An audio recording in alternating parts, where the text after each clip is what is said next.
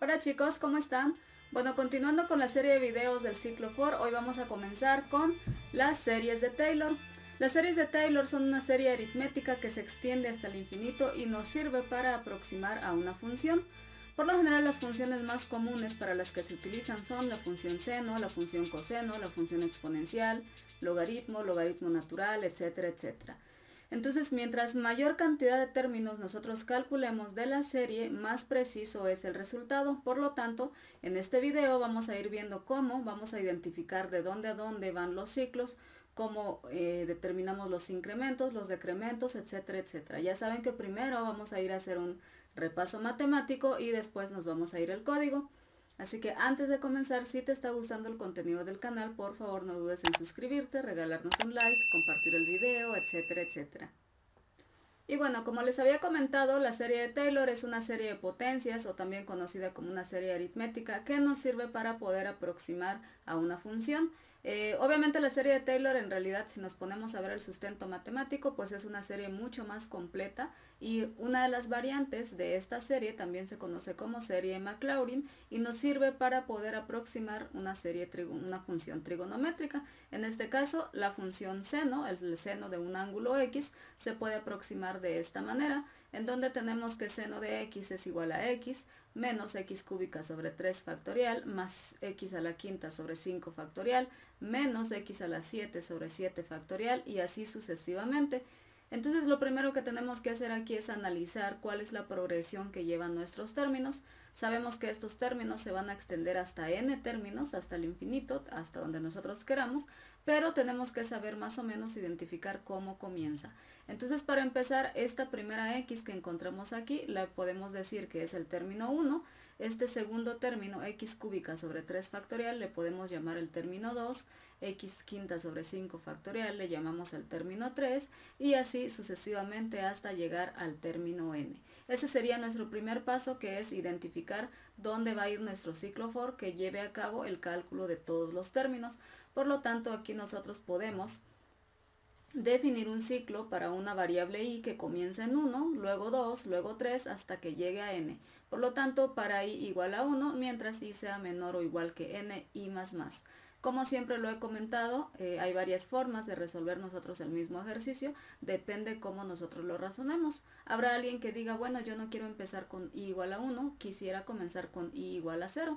Entonces también es válido que esto sea el término 0, esto sea el término 1, esto sea el término 2, pero entonces si nosotros empezamos a la i con 0, entonces esta condición ya no debería ser i menor o igual que n, sino i menor que n. ¿Para qué? Porque nosotros empezamos el conteo 1 antes.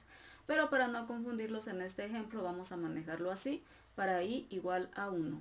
Entonces ya tenemos nuestro primer ciclo, que es para el recorrido de todos los términos. Ahora sí vamos a ir identificando qué vamos a hacer en cada una de estas iteraciones, es decir, cómo vamos a calcular estos términos. Entonces, podemos darnos cuenta que los exponentes también llevan una progresión. Por ejemplo, aquí el primer término, que es x, aunque no lo veamos, en realidad es una x que está elevado a la 1, entonces podemos decir que el exponente en este término es un 1.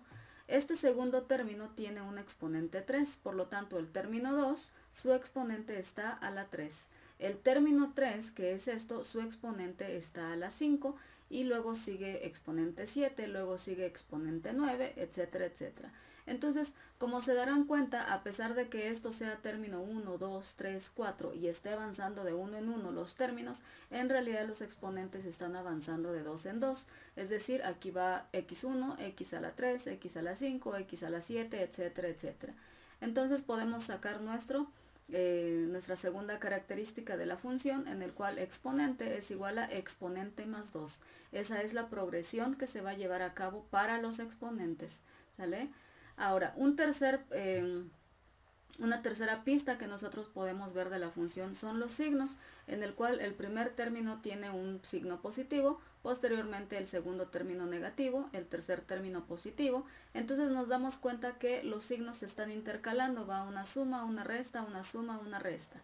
Entonces tenemos que identificar cómo saber cuál es el que va en positivo y cómo saber cuál es el que va en negativo. Entonces, por ejemplo, aquí nos damos cuenta que si este es el término 1, su signo es positivo. Si este es el término 2, su signo es negativo. El término 3, su signo es positivo. El término 4, su signo es negativo. Y así sucesivamente. Entonces ahí podemos sacar dos observaciones importantes, en el cual si el término i, ojo con esto, es el término i, no el exponente, porque el exponente es diferente. Si el número del término, es decir, si i es par, entonces el signo es negativo. Por ejemplo, esto es el término 2, es par, su signo es negativo. Esto es el término 4, es par, su signo es negativo. Si en cambio i es impar, es decir, término 1, término 3, término 5, mientras que el número de términos sea impar, entonces el signo es positivo. Entonces ahora sí ya sacamos tres cosas importantes. Cómo va a ir el ciclo para ir moviéndonos entre cada término, cuál es la progresión que van a llevar los exponentes, que van de 2 en 2, y cómo identificar los signos. Llevamos tres observaciones importantes. Ahora sí, para que nosotros pasemos a hacer el código, pues nunca está de más que hagamos o un diagrama de flujo, un algoritmo, un pseudocódigo, para que nosotros sepamos el orden exacto en cómo vamos a meter el código. Entonces aquí lo primero que vamos a hacer es nuestro ciclo for para i igual a 1, mientras i sea menor o igual que n, i más más. Siempre que estemos adentro del ciclo, lo primero que tenemos que hacer es calcular el factorial de este número que va en el denominador. Si se dieron cuenta, este número que está en el denominador también es el mismo exponente, así que este 5 es el 5 de acá, este 7 es el 7 de acá. Por lo tanto, cada vez que nosotros nos movamos en el ciclo, vamos a ir calculando el factorial de ese exponente. ¿Para qué lo necesitamos? Pues lo necesitamos para el denominador y así hacer la operación. Una vez que ya tenemos calculado el factorial del número, dependiendo en qué término nos encontramos, entonces ahora sí vamos a identificar, antes de hacer la operación, vamos a identificar qué signo lleva ese término. Si i es par, le vamos a poner un signo negativo, eso quiere decir que lo vamos a multiplicar por un menos 1. Si i es impar, entonces el signo es positivo, no pasa nada, lo dejamos como tal. Una vez que ya identificamos el signo, ahora sí vamos a calcular el término. El término no es otra cosa más que el valor de x elevado al valor que lleva el exponente dividido entre el factorial del exponente, que ya para eso lo calculamos en el paso anterior. Una vez que ya terminamos de hacer esto, vamos a agarrar nuestra variable exponente y lo vamos a incrementar en 2 para que así en la siguiente iteración del ciclo hagamos este de acá. Si estuviéramos en este 5, incrementamos a 7 y en la siguiente iteración del ciclo vamos a calcular este término. Y así sucesivamente hasta llegar a n. Básicamente este ciclo for únicamente me va a servir para poder determinar hasta dónde vamos a realizar los cálculos. Ahora sí, vámonos a pasar al código. Ok, vamos a empezar declarando nuestras variables. Para esto, cuando hicimos el análisis, ya más o menos identificamos algunos, pero no todos. En este caso vamos a declarar la i, que es el que me va a servir para el ciclo for. Vamos a declarar a una j, que es el que me va a servir para poder hacer para otro ciclo for que voy a necesitar para el factorial. Y para n, que va a indicar el número de términos de la serie que quiero calcular.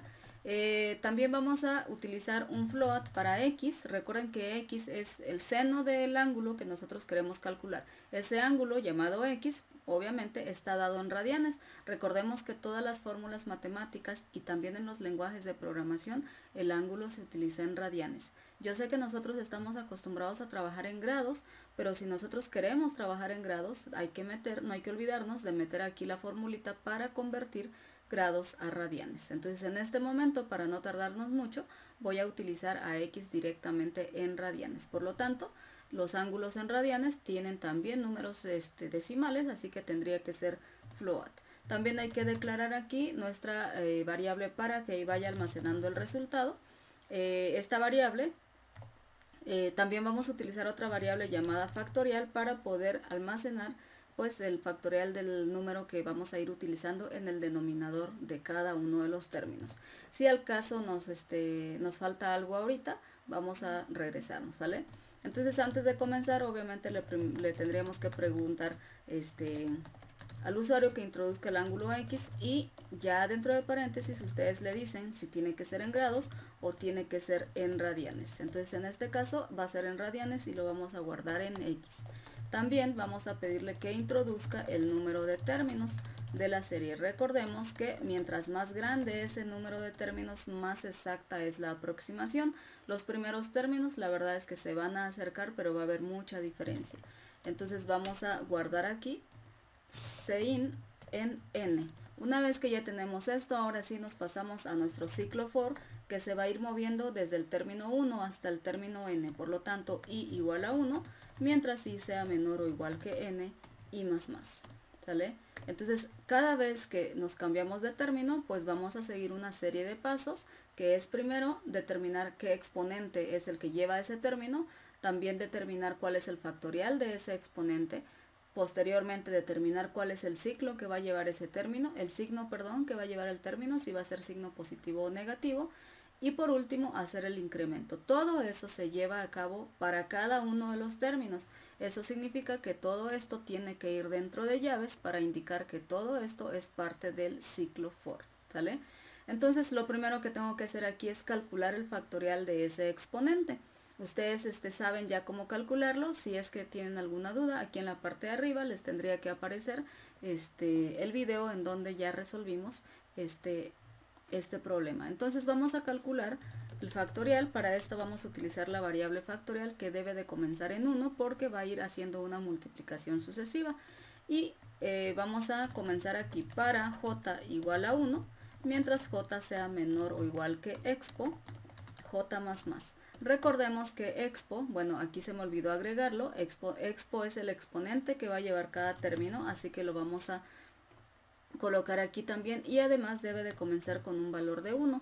¿Por qué? Porque para el primer término, es decir, cuando i vale 1, exponente es 1. Todavía no hemos hecho ningún incremento, así que no hay que olvidarnos de inicializar la variable en 1.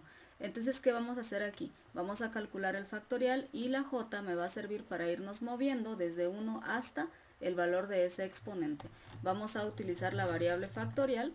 Factorial es igual a factorial por el valor que lleva j. Entonces, nuevamente, si hay alguna duda, no, por favor vayan a revisar el video. Y ahora sí, antes de hacer el cálculo del término, tenemos que identificar si va a ser positivo o negativo. ¿Cómo sabemos si va a ser positivo? Es positivo si el número que lleva i es impar, es decir, si el término en ese momento está en 1, en 3 o en 5 o en 7, es positivo. Si en cambio el término es par, entonces el signo es negativo. ¿Cómo identificamos nosotros un número par o un número impar? Pues tan sencillo como agarrar ese número, que en este caso es i, y dividirlo entre 2. Cuando dividimos entre 2, si el cociente es un número cerrado y su residuo es 0, entonces significa que el número es par. Pero si a la hora de dividir entre 2 el cociente sí es un número cerrado, pero en el residuo sobra algo, sobra un 1, por ejemplo, entonces quiere decir que el número es impar. Por lo tanto, para identificar si el número es par, simplemente vamos a hacer una pregunta y decir, si lo que sobra de dividir i entre 2 es igual a 0, significa que el número es par. Fíjense que yo aquí no utilicé la división, utilicé el signo de módulo, porque lo que estoy comparando es el residuo. Si sobra un 0 es par, y si no sobra un 0 es impar. Entonces el término es par. Cuando el término es par, ya sabemos que vamos a ir restando, es decir, el signo de ese término es negativo. Por lo tanto, vamos a utilizar la variable resultado, es igual a lo que trae ya resultado menos, porque habíamos quedado que cuando el término es par, su signo es negativo. Por lo tanto, le vamos a poner un menos. Pero recuerden que esta variable resultado es la que va a ir acumulando todos los términos. Por lo tanto, desde un inicio, esta variable debe estar inicializada con 0. Recordemos siempre que cuando hay una variable que va a ir acumulando resultados de sumas sucesivas, debe de comenzar con 0. Pero si la variable va a ir acumulando multiplicaciones sucesivas, entonces la variable debe comenzar con 1, ¿sale? Pero bueno, para no desviarme, volvamos a esto. Si módulo 2 es igual a 0, significa que el término es par y por lo tanto su signo va a ser negativo. ¿sale? Entonces va a restar el término que vamos a calcular. ¿Cuál es el término? X elevado al exponente dividido entre el factorial del exponente. Para esto vamos a utilizar POU. Entonces POU va a ser X, elevado al exponente dividido entre el factorial de ese exponente, que no olviden que ya lo calculamos en este punto de acá. Entonces X elevado al exponente dividido entre el factorial. Recuerden que estoy utilizando POU, que es la función para elevar un número a cierta potencia. Entonces si en un dado caso no lo vieron, yo ya tengo en la parte de arriba agregada mi librería mat.h, que es la librería que contiene POU, ¿sale? Ahora, else, si y módulo 2 no es igual que 0, significa que sí sobró un número y por lo tanto ese término es un término impar. Así que en lugar de restar vamos a sumar, es decir, el signo de ese término es positivo. Por lo tanto vamos a repetir el de arriba, que es POU elevado a cierto exponente dividido entre el factorial. Lo único que cambió en este caso es que aquí restamos y aquí sumamos. Entonces una vez que ya terminamos esto, si queremos podemos mandar a imprimir el resultado. Y le colocamos un end L para ver en cada una de las iteraciones, para ver si se está acercando. Antes de regresar el ciclo, no hay que olvidarnos de incrementar el exponente. Recuerden que si el expo ahorita valía 1, tendríamos que incrementarlo en 2 para que en el que sigue valga 3 y luego en el que sigue valga 5 y así sucesivamente. Entonces creo que con eso ya sería todos los pasos del ciclo. Una vez que hayamos terminado, vamos a mandar a imprimir el seno de X, es 2 puntos, y mandamos a imprimir aquí lo que haya quedado en resultado. Si vamos a probar si es que no da el resultado, ahorita vamos a regresar a revisar el código. Ahora sí, si acaso mi computadora se tarda un poco, pues aprovechen a regalarme un suscribirse, un like o dejar un comentario, porque pues bueno, mi compu es bastante lenta.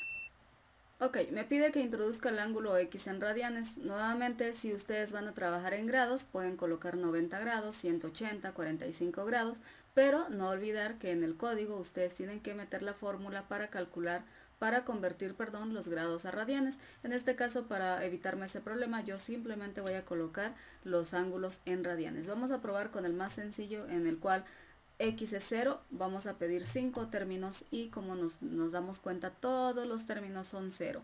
El seno de X es 0, y obviamente este ejemplo fue demasiado sencillo porque ya sabemos que el seno de 0 es 0, pero bueno, esto es nada más para corroborar efectivamente. Ahora sí, vamos a probar con 90 grados. Entonces 90 grados en radianes es igual a 1.57.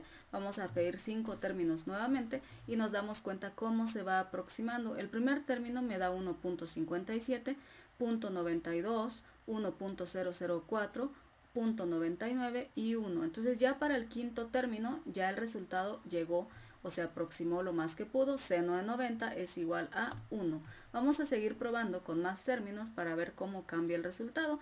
Vamos a colocar 1.57, número de términos, pidámosle 10 términos y después del quinto término prácticamente ya llegó a 1. Entonces todo parece indicar que está bien. Vamos a probar con otro ángulo, probemos con 180 grados, ¿no? Entonces 180 grados es igual a 3.1416 y vamos a pedirle 5 términos. Entonces con 5 términos no llega al 0, pero sí llega al punto 0069, 18, etc. Sabemos que seno de 180 también es 0, ¿no? Entonces si queremos, pues podemos seguir probando con mayor número de términos. Obviamente va a llegar un punto en el que no vamos a llegar a 0 como tal, pero sí a un número muy pequeño o un número negativo, porque incluso se puede pasar. Vamos a probar con 10 términos. Entonces imaginen, si empieza 3.1416, luego menos 2.02, luego 0.52, luego menos 0.075, luego 0.0069. Entonces, como se dan cuenta, esta serie está fluctuando, se aproxima, pasa de un positivo a un negativo, luego un positivo a un negativo, luego un positivo a un negativo, y se está aproximando al resultado que tendría que ser. En este caso, seno de 180 tendría que ser 0. Ya para los últimos tenemos un resultado con un exponente a la menos 6, que pues prácticamente es un 0. En el caso de la función seno, el término que resume toda esa serie pues prácticamente es esto, en el cual si se dan cuenta aquí ya está identificado cuál es, o sea, dentro de la misma fórmula ya viene incluido el signo. Obviamente este signo va a depender de la n, que es lo que les decía hace rato, ¿no? Va a depender de cuál término vamos, si va a ser un término positivo, un término par o un término impar. Entonces, si quisieran seguir practicando, yo la verdad les recomendaría mucho que practiquen metiendo esta fórmula y les tendría que dar el mismo resultado. Pero entonces fíjense que aquí el ciclo for va a empezar desde 0 hasta infinito. Y entonces aquí ya no, ustedes ya no tendrían que meter una pregunta, un if, para identificar si el número es par o impar y así identificar el signo. Aquí dentro de esta misma fórmula ya existe la expresión que va a ponerle un positivo o un negativo al término. Y bueno chicos, esto ha sido todo, espero les haya gustado y lo hayan entendido. Si quedó alguna duda, por favor siéntanse con confianza de dejarme un comentario aquí en la parte de abajo, o si quisieran seguir practicando, no duden por favor en intentar esta misma función pero ahora con el ciclo while. Espero seguir viéndolos en el siguiente video.